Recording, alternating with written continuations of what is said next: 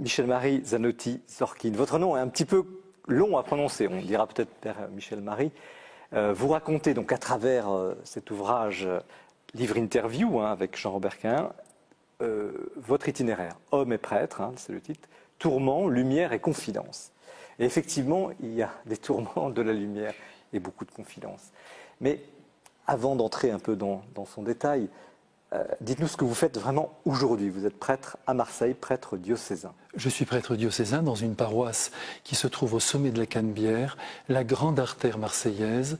C'est une paroisse qui est enserrée par des communautés à la fois musulmanes, juives, comoriennes, et la présence chrétienne essaie là dans ce lieu de continuer de témoigner de l'immense amour pour le Christ. En tout cas, vous êtes fait remarquer parce que quand vous êtes arrivé, d'après ce que j'ai lu, la paroisse était quasiment vide et maintenant elle déborde. Vous avez, je crois, une affluence remarquable chaque dimanche, sans compter les jours de la semaine. Oui, mais vous savez, tout cela, il faut le dire tout de suite, nous le devons à celui qui est en haut. Je vous le dis bien simplement parce que la semaine dernière, notamment, j'ai reçu la visite d'un Chartreux. Ça m'a beaucoup marqué. Vous savez, des Chartreux à l'extérieur de la Chartreuse, on n'en rencontre pas beaucoup. Et il est venu me voir pour me livrer un de ses secrets. Eh bien, figurez-vous que il y a 45 ans de cela, il était venu à Marseille pour une consultation médicale et il était entré dans cette église. Et en entrant, évidemment, il avait été saisi par cette noirceur, parce que vous savez que ce bâtiment devait être aussi démoli. On pensait qu'il n'y aurait jamais plus de chrétiens dans ce quartier. Le diocèse avait voté, je crois, cette démolition. Oui, je crois que le diocèse aussi avait été favorable à sa destruction. D'autres temps. Aujourd'hui, les choses se présentent différemment. Et alors, ce Chartreux était entré, il avait repéré une religieuse qui était en train de prier devant la chapelle de la Vierge. Et là, il m'a dit, elle prie avec une très grande intensité. J'ai prié avec elle, mais ce qui est le plus saisissant, c'est que dans les 45 ans qui ont suivi, sans qu'il ne s'explique comment, régulièrement, il se retrouvait en esprit dans l'église et il priait pour sa renaissance, pour son renouvellement. Donc vous voyez, je crois vraiment qu'il faut toujours rappeler qu'au-delà des instruments qui travaillent, parce que nous sommes quand même des pauvres, il y a ce mystère de la volonté de Dieu qui veut la renaissance de tel lieu ou l'abandon de tel lieu. C'est assez mystérieux. Vous voyez, moi je suis convaincu que même parfois, lorsqu'on voit des œuvres qui ne se déploient pas, il y a 10 personnes, il y a 15 personnes, ça ne prend pas. Ce sont des œuvres qui viennent de la générosité humaine, mais qui ne sont pas strictement parlées voulues de Dieu. Et là, je crois que moi, je bénéficie de cette volonté divine. Vous citez d'ailleurs le cardinal Newman, récemment béatifié, justement sur les grandes œuvres se font finalement dans le secret. Dans le secret le plus total. En attendant, vous avez pris un balai, une pelle à poussière, vous avez commencé par nettoyer cette église. Oui, lorsque je suis arrivé dans l'église il y a 7 ans de cela, le cardinal Panafieux, qui était alors l'évêque de Marseille, m'avait dit « Surtout, ouvrez-moi les portes ». Et donc c'est la première chose qui me semble tellement fondamentale. Nous avons ouvert 12 heures par jour les portes et on continue. Vous savez que très souvent on dit il y a des vols, c'est pas possible. Eh bien oui, moi je suis convaincu que si l'église n'est pas ouverte, eh bien nous, d'une certaine manière, nous disons que nous n'avons rien à proposer, que ce que nous proposons est terminé, alors que là l'église est ouverte, toute la journée il y a des gens qui viennent. Nous n'avons eu pratiquement jamais de vol, il y a des gens qui prient et je vous assure que cette église permet et devient un instrument extraordinaire pour permettre la rencontre entre l'âme et Dieu. Et vous lui avez redonné quand même une apparence... Ah, on a beaucoup travaillé, on lui a rendu toute sa brillance, je dirais. Parce que comment voulez-vous que l'on croie que le Christ habite un lieu si tout n'est pas impeccable? C'est impossible. Et vous insistez sur le tabernacle, la blancheur même des linges? La blancheur des linges, mais bien sûr, parce qu'au fond, c'est le détail qui fait la différence. C'est là qu'on se rend compte de l'amour que l'on porte aux êtres, aux choses. Et vous voyez, je crois que justement, si on pénètre dans une église où tout n'est pas impeccable, c'est impossible de croire en la présence glorieuse de Jésus. Et comment faites-vous à vous seul? Alors, il y a 60 laïcs quand même qui travaillent avec moi. Vous dites des baptisés dans le livre, vous dites pas des laïcs. Oui, je dis des baptisés parce que c'est vrai que je n'aime pas beaucoup ce terme. Mais ce sont des personnes... écoutez, je trouve que d'abord, ils portent un peu... on a l'impression que ce sont des êtres qui ne sont pas directement liés à la foi. Quand on dit des laïcs, des êtres qui veulent rester dans une distance à l'égard de l'Église. Non, ce sont des enfants de Dieu, des baptisés, et ils travaillent, croyez-moi, comme des petites abeilles, tout au long de la journée, entre celles qui nettoient, ceux qui accueillent, ceux qui reçoivent les personnes. Je fais beaucoup d'efforts pour que chacun soit accueilli en cours de journée sur les 12 heures. Et vous-même, vous y passez combien de temps? Alors, si vous voulez, moi je crois aussi, vous voyez, que le sacerdoce doit être visible. Il faut que l'on puisse... C'est pourquoi vous portez, si vous permettez, une soutane? Oui, la soutane, je la porte en vérité pour les 96% qui ne viennent pas à l'église. Parce que vous savez, toute cette foule qui est à l'extérieur, qui ne va pas dans les églises, comment voulez-vous qu'elle ait la chance de rencontrer un prêtre? Il faut que dans les bars où je circule, sur ce grand boulevard où je descends tous les jours, il y ait la possibilité pour tout le monde de venir vers moi, de me parler, de me confier quelque chose de leur vie. Cette soutane, mais elle est capitale. Ça se passe comme ça. Ça se passe comme ça. Et je pense, vous voyez, que nous devrions vraiment faire là un grand examen de conscience. Parce que nous sommes actuellement 15 000 prêtres en France, vous vous rendez compte? 9 000 sont actifs, je crois. Il y a aussi 40 000 religieuses. Je suis sûr que si tout le monde, par un décret qui tomberait du ciel, remettait sa soutane, prenait le voile, eh bien qu'est-ce qui se passerait? C'est que tous les jours, des personnes rencontreraient des serviteurs de Dieu. Et l'Église reprendrait sa place dans le champ social. Vous n'allez pas vous faire des amis en disant ça. Mais tant pis, moi je le dis pour le Seigneur et je le dis pour l'avenir du christianisme. Alors revenons un mot sur votre présence la journée, vous y passez quand même le matin, si vous voulez, le matin c'est moi qui ouvre l'église. Ça j'y tiens beaucoup. À 8 h du matin, j'ouvre les grilles, c'est normal. Et il y a toujours des personnes qui sont là. Je suis heureux de les accueillir, de leur rendre le service qu'ils attendent. J'essaie d'aller dans leur sens, si vous voulez. Je me dis, il faut que le prêtre fasse plaisir à la personne. Il faut essayer d'aller jusqu'au bout de leurs désirs. Alors souvent il y a des confessions le matin jusqu'à 9 h. De 8 h à 9 h, donc je suis dans l'église. S'il n'y avait personne, ça peut arriver parfois, je prie, je suis là. Et puis ensuite, je vais prendre mon petit déjeuner. Je pense que vous l'avez lu dans mon livre. C'est un moment important pour moi, avec le sacristain, avec de grands jeunes qui viennent. Il y a peu de réunions, mais vous... Non, il n'y a pas du tout de réunions. À travers les déjeuners, les petits déjeuners. Les petits déjeuners, là, nous nous rencontrons, nous parlons, nous préparons la journée. Et en même temps, tous les gens du quartier aussi qui sont là, qui m'offrent souvent le café. On est là tous ensemble. C'est une famille, au fond. Une communauté. Et le soir, l'après-midi, vous revenez? Alors l'après-midi, à 5 h, je reviens. Et là, je reste 1 h, 1 h 30 dans le confessionnal. Et là, je reçois... Tous les jours. Et là, je vous assure qu'il y a toujours du monde. Et le soir encore, vous Et le soir, alors après la messe du soir, à 19 h 10, alors là, c'est un conseil que je me permets de donner à tous les prêtres de France, que Dieu me pardonne, même si je suis un pauvre prêtre. Mais je vous assure que tous les soirs, à partir de 19 h, je reçois sans rendez-vous tous ceux qui veulent rencontrer le prêtre. Et alors là, je vous assure, chaque soir, il y a 10, 15, 20 personnes qui sont là. Sauf ce soir. Sauf ce soir. Alors ce soir, évidemment, il fallait que je sois avec vous. Alors là, c'est ce que vous faites aujourd'hui. Mais alors, quel chemin pour y arriver? Vous avez une vie quand même assez extraordinaire. D'abord, vos parents, qui sont d'origine, je crois, à la fois russe et italienne. Oui, et d'ailleurs, ce soir, je repense avec pas mal d'émotion à mon grand-père, parce qu'il est arrivé au début du XXe siècle ici, dans ce quartier. Il s'est installé un tout petit peu plus haut dans le quartier Montparnasse. Il était bottier, il préparait des... Il arrivait de Russie. Il arrivait de Russie, il était juif, donc il va épouser ma grand-mère, qui était catholique. Et évidemment, en ces temps-là, vous le savez, quand les gens n'avaient pas la même religion, ils ne pouvaient pas se marier à l'église. Vous n'êtes pas élevé précisément dans un milieu très religieux? Non, pas du tout, pas du tout. Mais aussi, du point de vue du judaïsme, c'était très, très étranger, si vous voulez, à la vie quotidienne. Il faut aussi que je rappelle que je ne suis né que 14 ans après la Seconde Guerre mondiale. Et dans ma famille, il y avait eu quand même pas mal de déportations. Et je pense qu'ils vivaient encore dans cette inquiétude d'un retour possible de l'antisémitisme. Si bien que nous n'avons pas du tout bénéficié de ces racines juives. C'est plus tard que je devais les découvrir. Maintenant, j'y tiens beaucoup parce que je trouve que ça me rapproche un peu de Jésus, de Marie, de la Sainte Famille. À quel moment vous étiez baptisé tout de même? À quel moment vous êtes... Oui, ma mère, plus exactement, ma mère a été baptisée à l'âge de 10 ans. Vous voyez, c'est ça que je trouve tout à fait extraordinaire. Elle a été baptisée sans préparation. Mes grands-parents voulaient absolument qu'elle intègre une école qui était une bonne école de la ville de Nice. À ce moment-là, pour entrer dans l'école libre, il fallait être baptisé. Et ce que je trouve merveilleux, c'est que, vous voyez, à la première génération, après ce baptême, alors que mon grand-père n'avait pas la foi, ma grand-mère était très éloignée du catholicisme, ça donne un prêtre.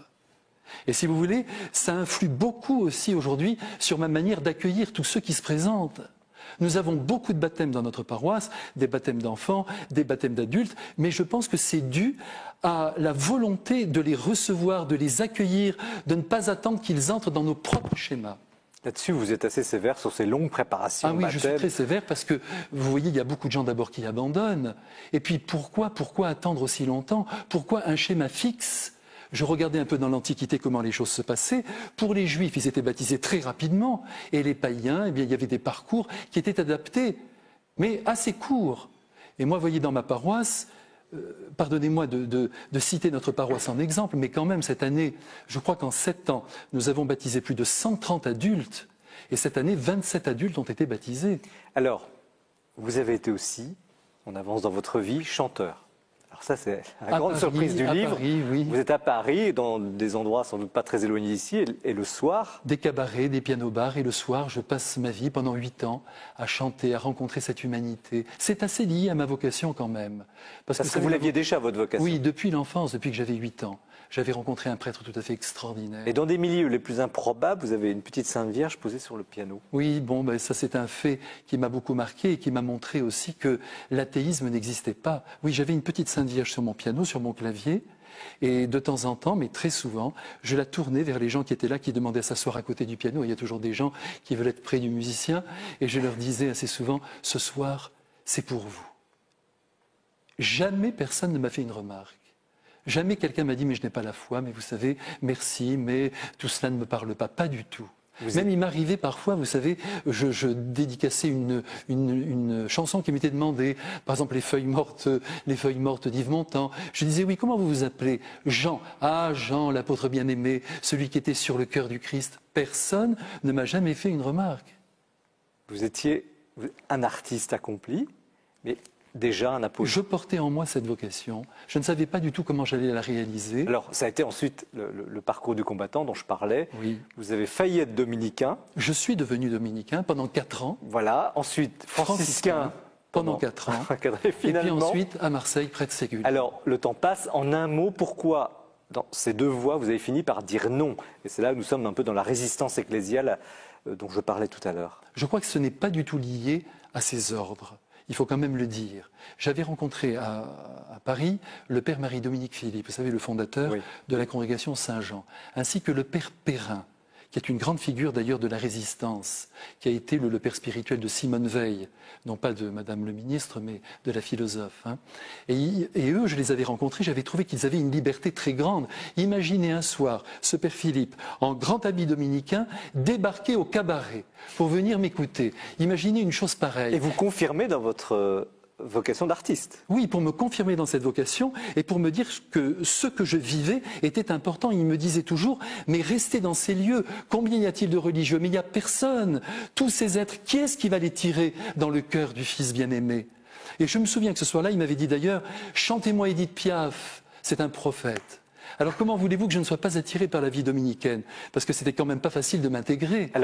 Alors je me suis dit, vous dites non. Je rentre chez les dominicains, tout se passe quand même bien, mais en même temps je sentais que ce n'était pas mon humus, si vous voulez. J'avais l'impression que je ne pouvais pas me sanctifier vraiment dans ce lieu. Même si tout était parfait, vous savez, les frères étaient très fraternels, tout se passait extrêmement bien, les études, vivre avec des gens intelligents, des gens cultivés, mais c'est magnifique. Et les franciscains?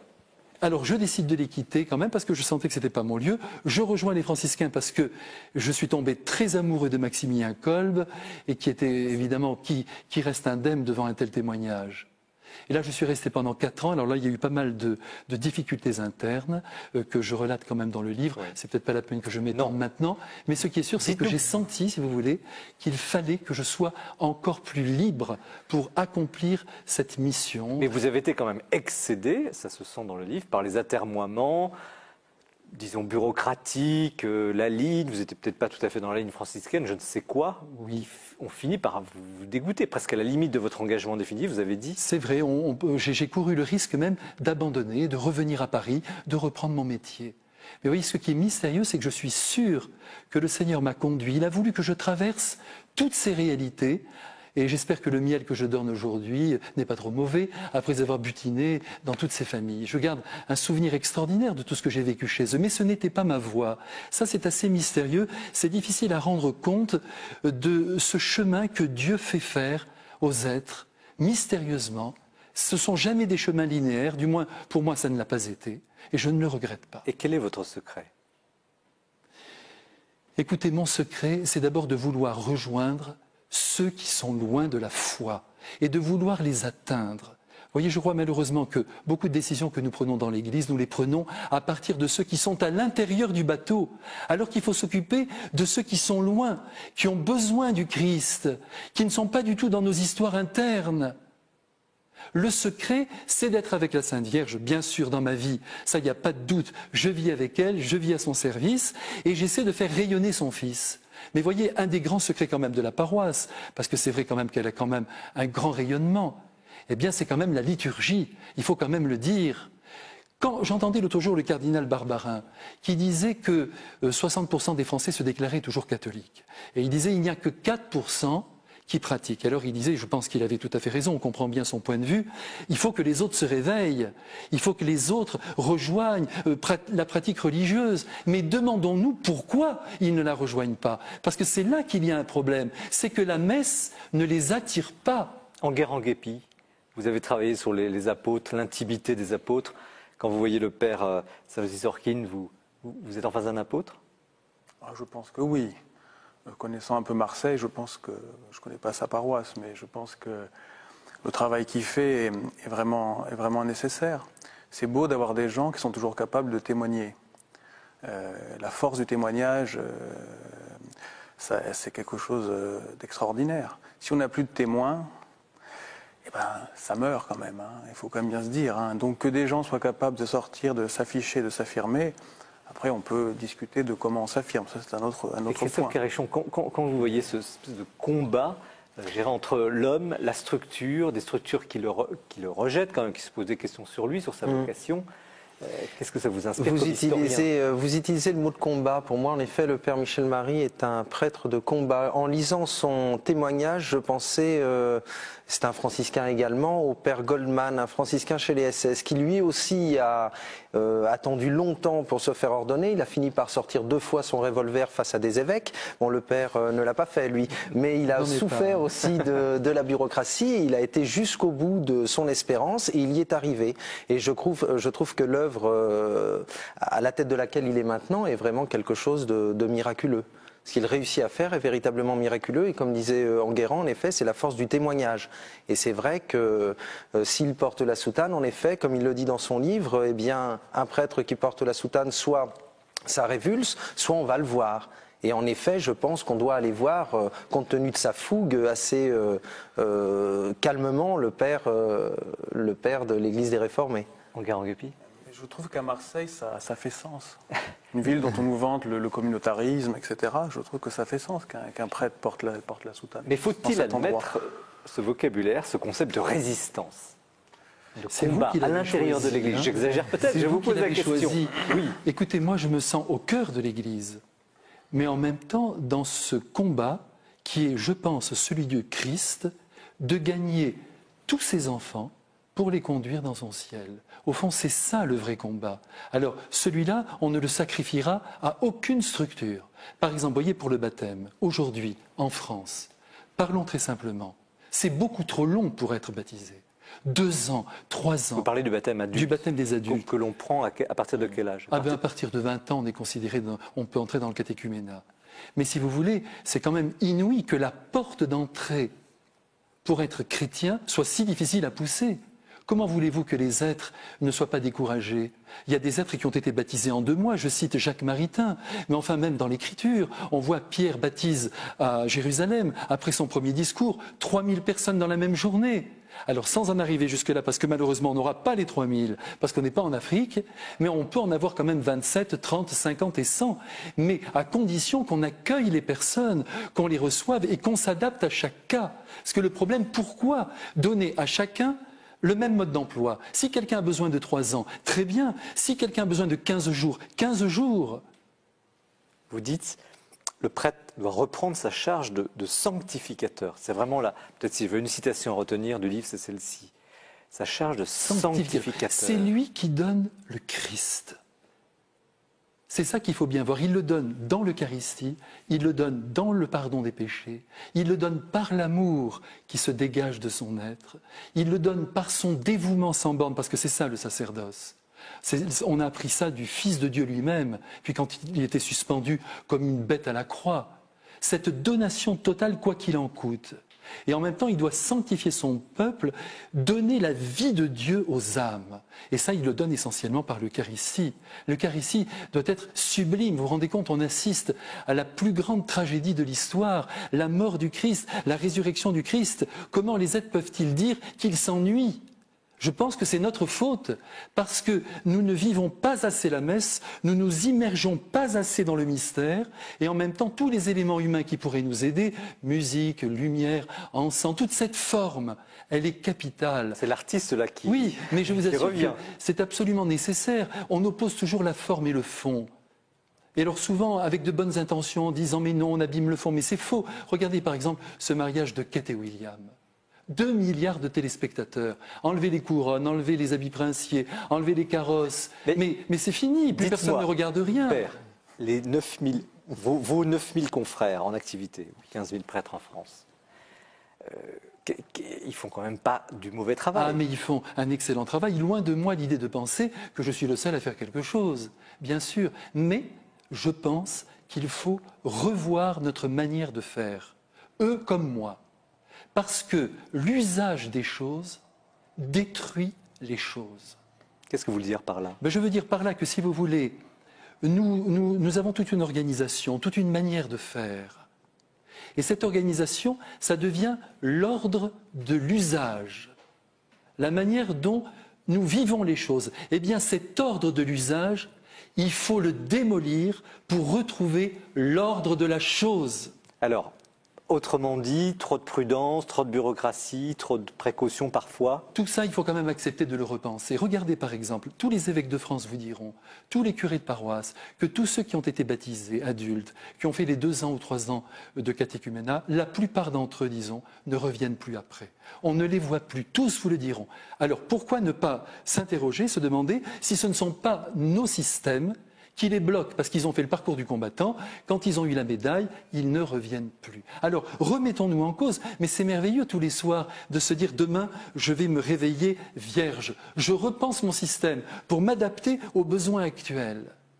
Est-ce qu'on peut vous accuser d'être un peu trop classique, un peu trop tradit? Excusez-moi, je pose la question telle que des gens pourraient la poser. En raison de ma soutane, peut-être. Peut-être, mais même de ce que vous dites. Écoutez, j'ai l'impression quand même de travailler pour l'avenir en disant cela. Parce qu'il faut voir de quel côté sont les conservateurs.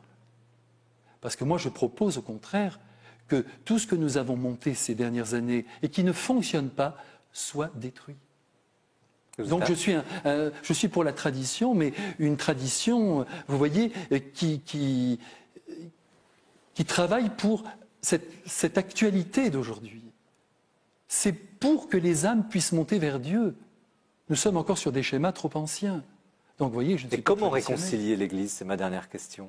Réconcilier l'Église, elle l'est dans la mesure où nous sommes vraiment fidèles au Saint-Père, parce que je crois quand même qu'il faut se tenir derrière lui. Je ne connais pas d'entreprise aussi divisée que l'Église, c'est malheureux quand même. Alors que normalement nous avons reçu comme mission de nous aimer, de nous comprendre.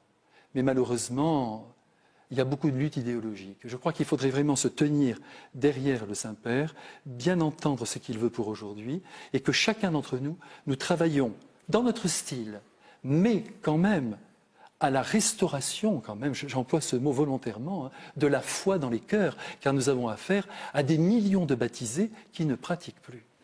On vous écouterait des heures. Père Michel Marie, merci.